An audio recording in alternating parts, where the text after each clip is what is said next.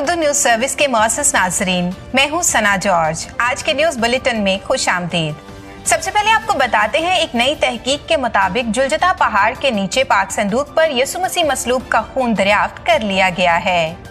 जराये के मुताबिक Ron white ने अहकाम से इजाजत लेकर इस पहाड़ की खुदाई का काम शुरू करवाया, इसलिए क्योंकि इसके रडार के मुताबिक इस पहाड़ के नीचे 18 फुट बड़ी चट्टान मौजूद थी। लेकिन हुआ कुछ यूं के मजदूर जो खुदाई के काम पर लगाए गए थे, खुदाई करते करते डर के मारे अचानक भाग निकले, क्योंकि उन्होंने वहां जो नजारा देखा वो नाकाबिले बयां था।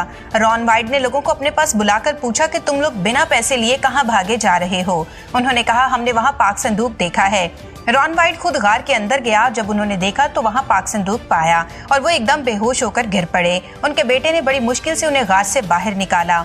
अगली बार रॉन वाइट दोबारा इस गार में उतरे और उन्होंने दोबारा पाक संदूक को देखा तो बताया कि जब उन्होंने इस संदूक को करीब जाकर देखा तो 4 फरिश्ते इसके चौगेद पहराजन थे।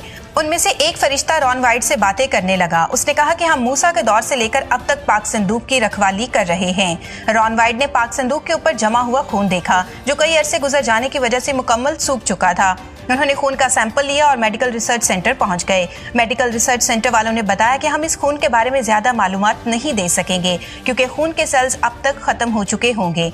मगर रॉन वाइट, जो खुद एक मेल नर्स भी था, इसने इन लोगों से दरखास्त की कि इस खून का डीएनए मालूम करें। रॉन वाइट की बात मानकर रिसर्च सेंटर्स वालों ने 24 घंटे के लिए खून के सैंपल को एक खास किस्म के सोल्यूशन में रखा और 24 घंटे के बाद खून का टेस्ट किया गया।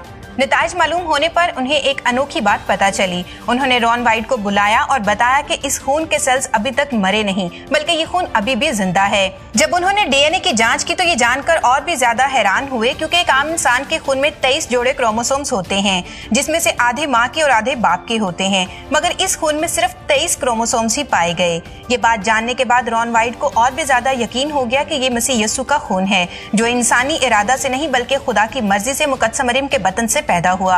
अब इसके जहन में सवाल पैदा हुआ कि आखिर ये खून इस संदूक पर आया कैसे। इस बात के मुतालिक मजीद शवाहद इकट्ठी करने के लिए रॉन वाइट एक मरतबा फिर उसी गार में गए। इसी जांच के दौरान उन्होंने पाक संदूक के ऊपर गार में एक दरार देखी और इसमें भी वही सूखा खून नजर आया।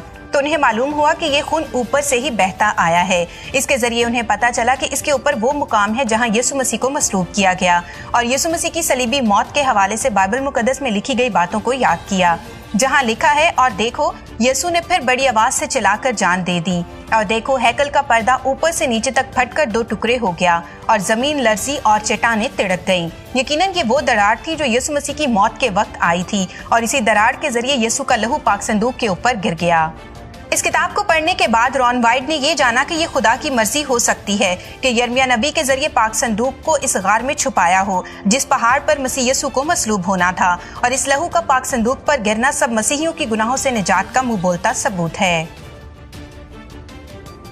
3 अप्रैल 2022 को पोप फ्रांसिस ने माल्टा के अपने दौरे के दौरान कहा कि तारकीन वतन और पनाह गजीन महज